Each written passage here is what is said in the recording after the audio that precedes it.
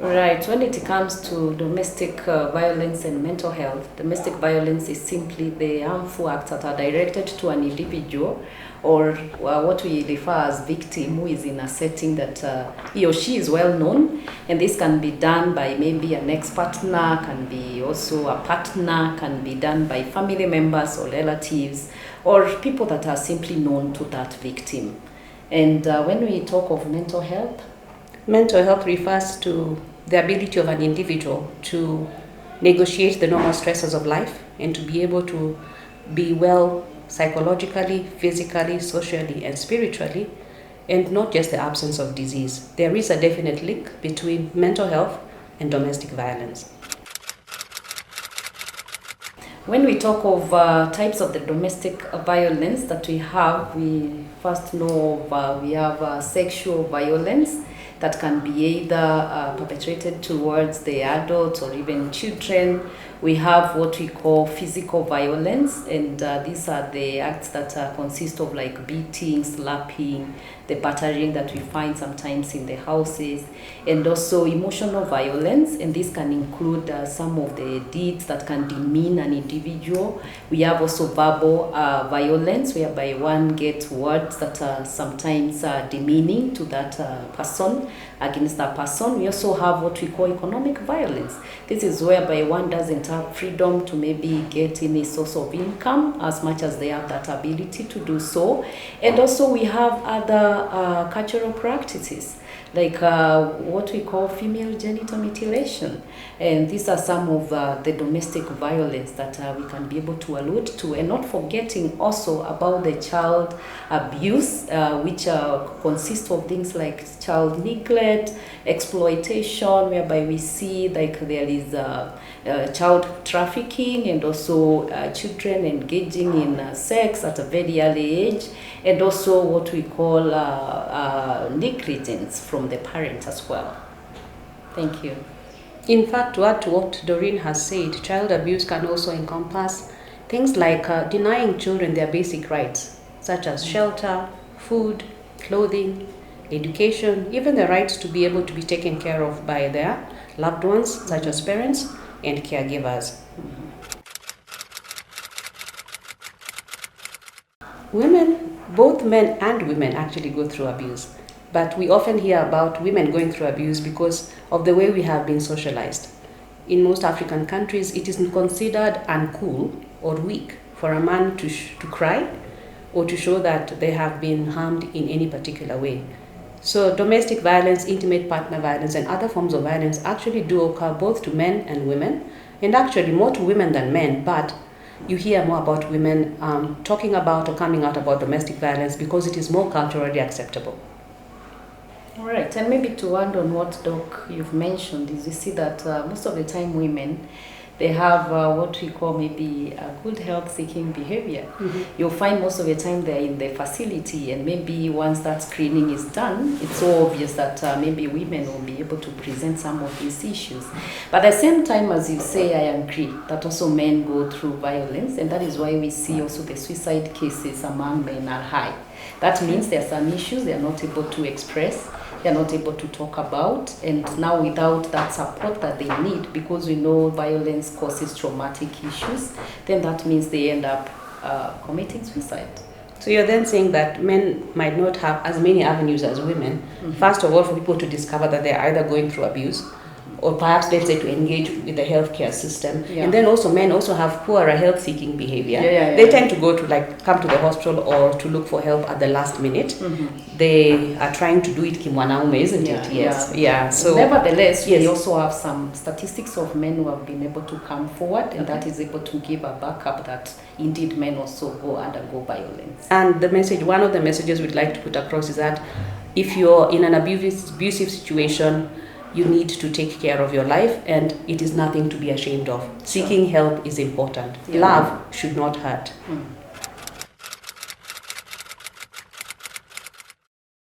IPV is intimate partner violence, meaning it is violence or abuse that is occurring between two or more people who are in a close relationship, most likely living together or closely interacting with one another, most likely as spouses or as living partners. And intimate partner violence has long and far-reaching effects on people. Some of the immediate effects, for example, are physical, such as we have seen pictures of, in the media and in other places where women have had their hands cut off, somebody has been burned, somebody has, been sexually molested, or even they have been locked up, or other have experienced different forms of abuse that affect them both physically, psychologically, economically, spiritually, and affect their ability to function as whole human beings. Sometimes you find that intimate partner violence includes things like living with a partner who's very controlling, who wants to know where you are all the time, who accuses you of cheating, who wants to monitor your phone 24/7, and who accuses you of doing things that are not within what you had agreed in that close relationship. You might also find that your partner is always talking ill about you or always suspecting you of doing bad things. The other thing that happens in intimate partner violence is that it is an equal opportunity phenomenon across all age groups, across all racial groups, economic groups. So it's not that maybe it only occurs in low-income households or middle-income households or high-income households. It's just that it is something that occurs right across society, and it has a lot of debilitating effects. It also has an impact on the mental health of the person who is being abused, who is more likely to experience depression, anxiety, things like post-traumatic stress disorder, and have impairment in their ability, whether it is to go to school, to go to work, to form fruitful relationships, or to be able to be a productive member of society. People who experience intimate partner violence are also more likely to present to hospital with several unexplained wounds, fractures, and attacks upon their person that perhaps you'll explain, I was trying to climb a stool and I fell off. And yet when you look at it as a doctor or a medical person, the story that you're being given is not tallying with what the person is presenting with. Yeah. Maybe you'd like to add something, Doreen? Yeah, also another great impact is lots of fear. People are encompassed with lots of fear, and they end up not forming even meaningful relationships with other people, because every time they don't want to really share what is happening.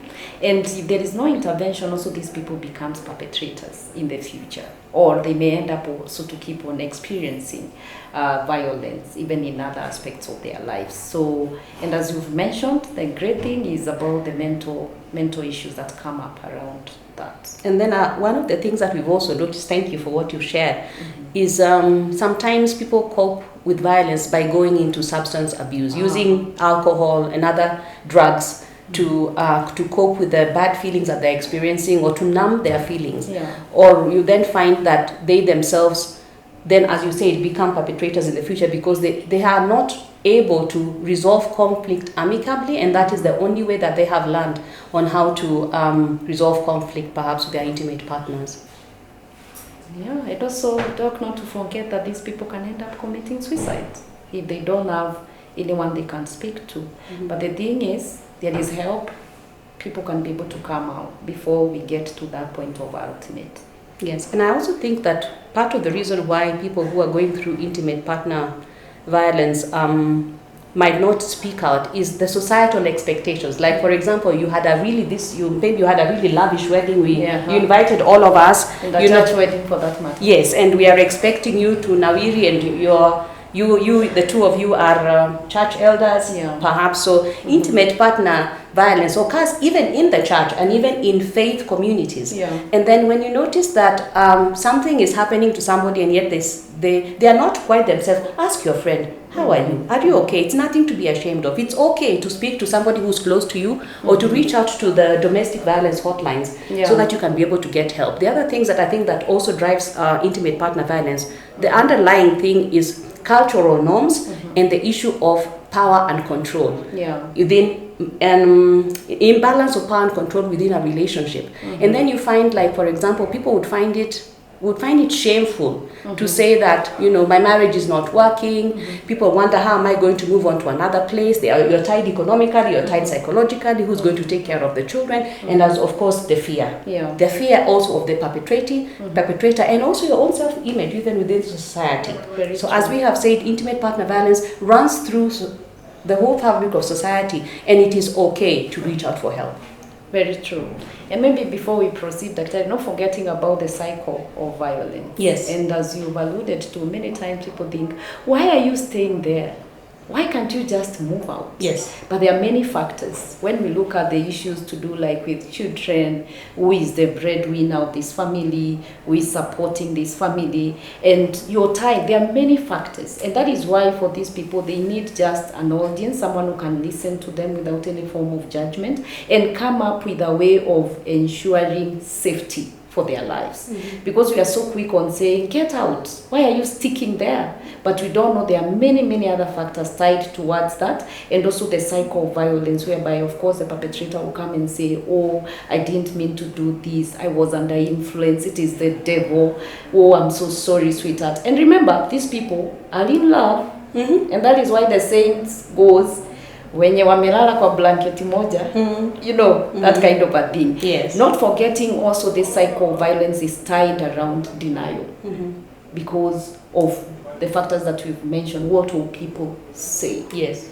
And all these things, we cannot ignore them. That is why these people need a place whereby they feel they are not judged, they can be able to voice out all these concerns, and they can be able to work out with a professional, or now they can be able to get the right support, because it is like they are tied, you know, their minds cannot think beyond that. But you see, when they are supported, they are able to come up with a plan, or now they can be able to deduce all these things. I agree with you. And just in closing, in terms of intimate partner violence, that topic, one of the other things that will help people come out and talk about intimate partner violence is when we have friendly resources, in terms of when you go to the police, will they listen to you? Is there a safe place? Are there shelters? Are there safe houses where you can go with your children? You know, if you ask yourself, if I walk out of this marriage, or if I walk out of this relationship, where am I going to live? How am I going to feed myself? How am I going to take my children to school? So when we have societal measures, whether it is legal representation, the justice system is friendly to people who are going through domestic and intimate partner violence, then it helps for it. It provides a good support system for people to say that there's actually help out here, and there are people who care for me and will be able to walk with me through this journey as I attempt to enhance my safety and well-being.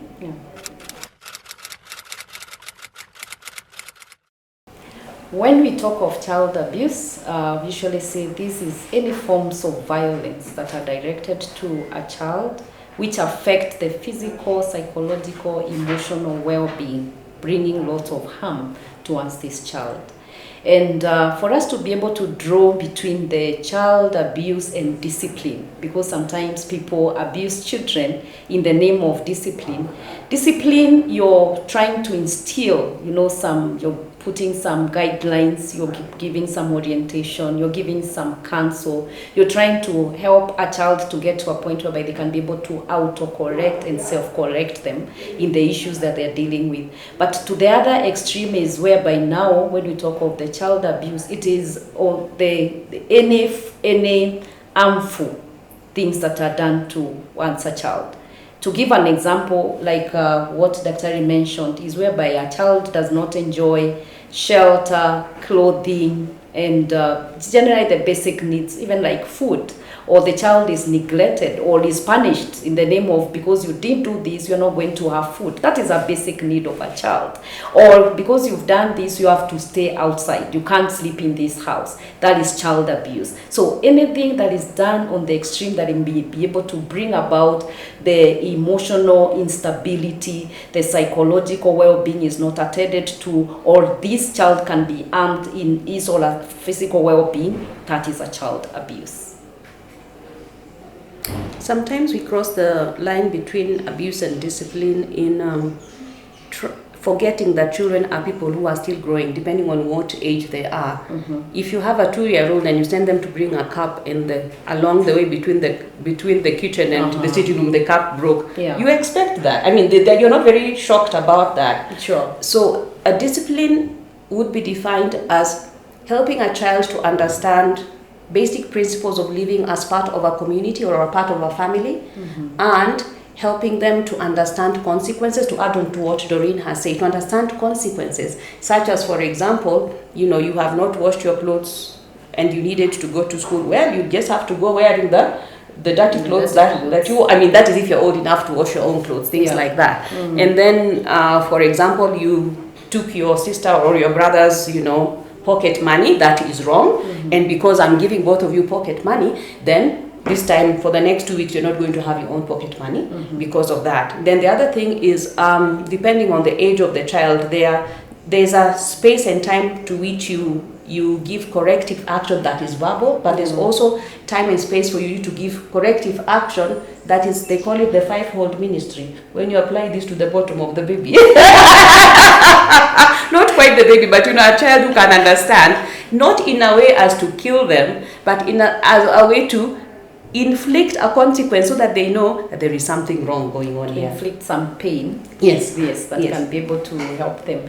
And when you are talking of that, help them relate between what they have done and that there is a consequence to it. Yes. And then beyond that, you still need to affirm them and tell them that you are being punished for this because of what you did, but that doesn't make you like hopeless or helpless. Yeah. I still love you. You are a wonderful, member of my family, but this is the consequence for doing this. Because when you get out into the real world, you will face consequences. Very true. I mean, if you cross in front of a speeding car, you will get knocked down and you might suddenly appear in heaven. Very amazing, very true, Daktari. And I want to say this, of course, as you're saying, this depends now with the age. Yes. Because you cannot start beating a teenager saying that I want to instill some form of discipline. No. For teenagers, you have dialogue. Yes. You are able to sit and agree, and they come up with a plan. Yes. In case this, I'm not able to follow to this is what happens. But yes, for that growing toddler, because we cannot also spare the rod. Yes. But also that reminds me of this story that has been trading of a child who was beaten until went to an extent of having an operation because of what happened. Yes, I saw that on the media. Quite sad. Yes. So also the extreme. That's why we are talking of the child abuse being the extreme of it. Getting to an extent that it requires a surgery, that is indeed child abuse. And the other thing is, when we are doing discipline, you're not doing it out of the bout of anger. Yes. It is good first to get to settle, so that as you do this, you're doing it out of love, that you're putting it. Yes. So that now this person is able to know, indeed, I need to take care of this, because if I don't do this, this is the consequence. But I agree, that little pain, instilling some pain, is able to help this person, but depending also at what age. And that is another topic altogether. That is very true. To get into it, yeah. Child abuse has diverse and long-lasting effects on children, especially because children are young, they have not developed good defense mechanisms, they are helpless, they are dependent on their parents and caregivers to give them the basics of life. And do you people ever come across, like when they're making pavements and they've just put in the cement, and then they say, wet cement, do not step here.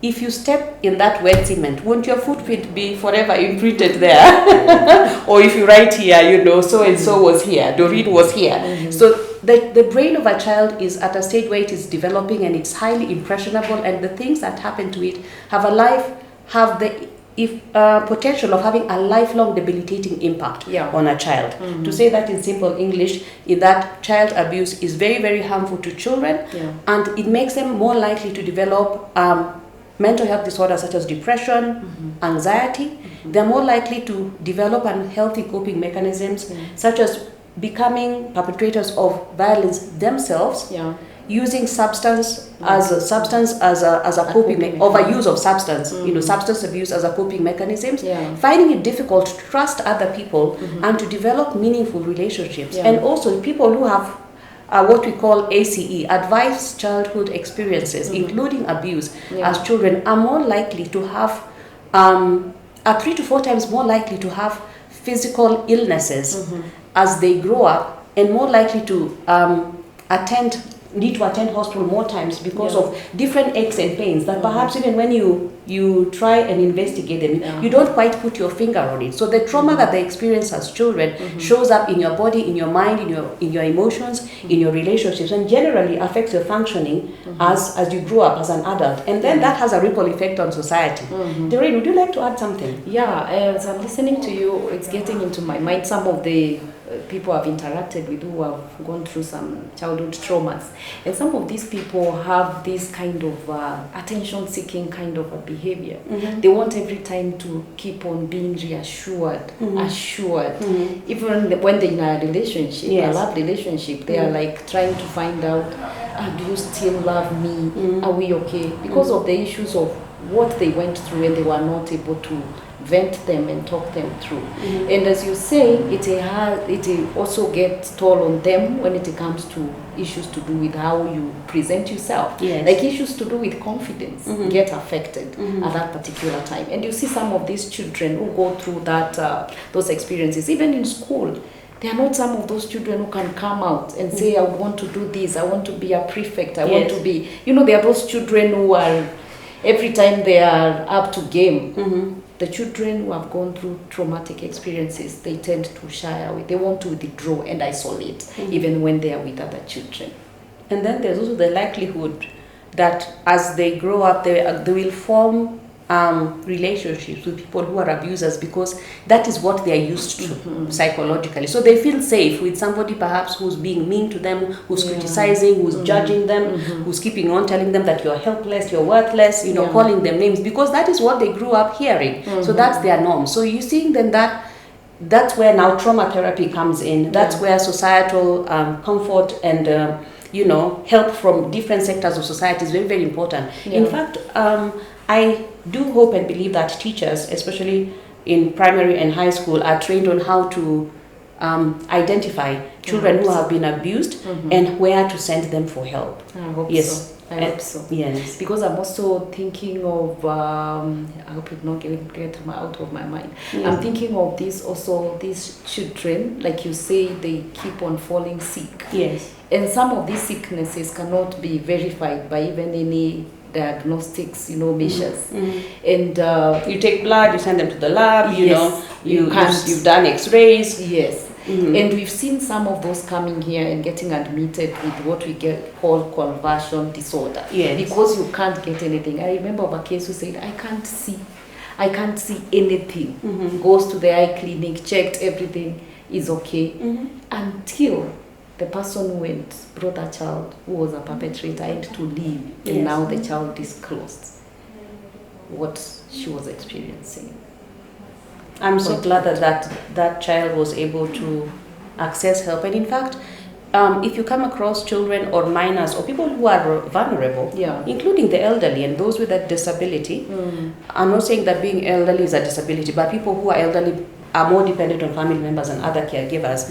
You might need to talk to them alone without another family member in the room, so that they're able to actually open up their hearts what they're actually going through. Sure. Yeah.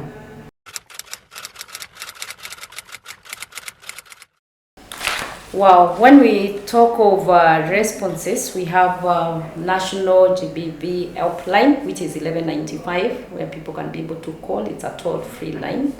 And also the police helpline, 991 and 112.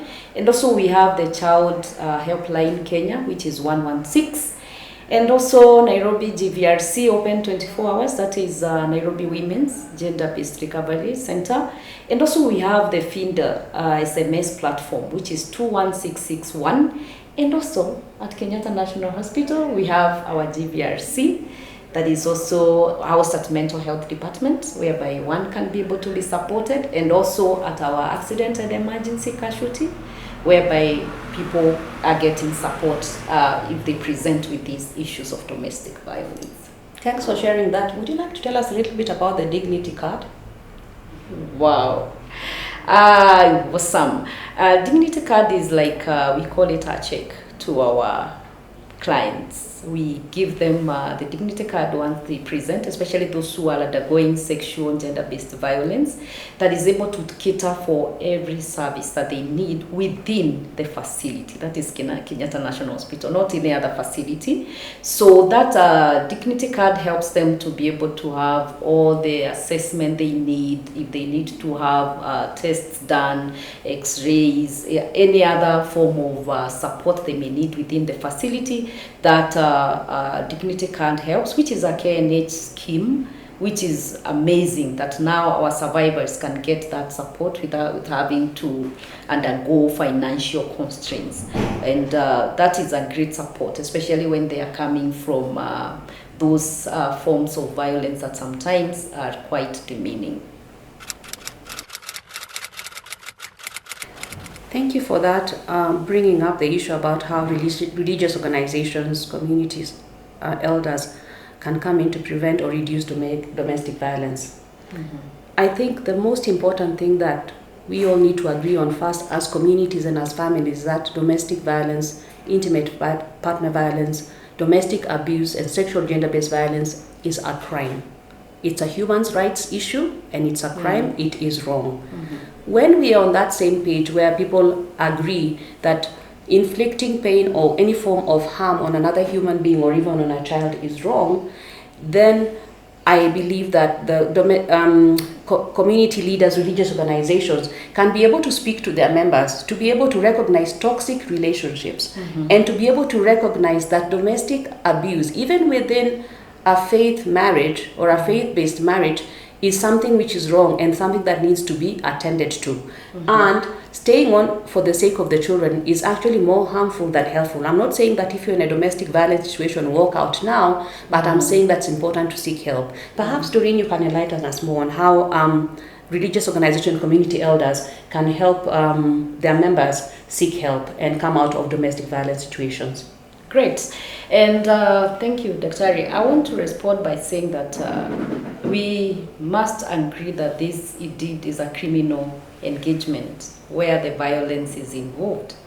And looking at it, it's a high time that now the religious settings must embrace this issue of gender-based and talk about it openly. And I'm looking at it, most of the time people go through, there is the marital counseling. Yes. That happens.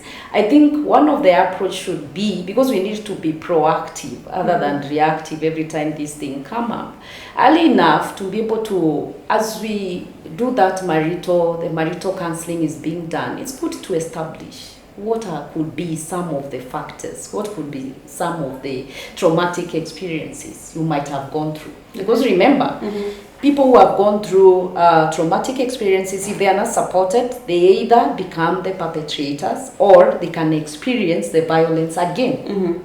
So, trying to explore, did you go through a traumatic experiences that you were not able to deal with?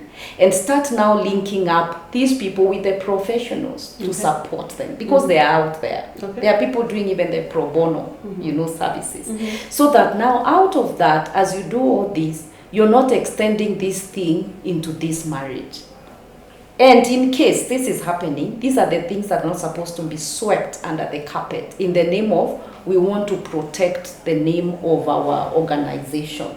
We don't want this to look like a shameful thing that this is happening and this is our flock. They are with us, they are our saints, they are, the people that we are taking care of.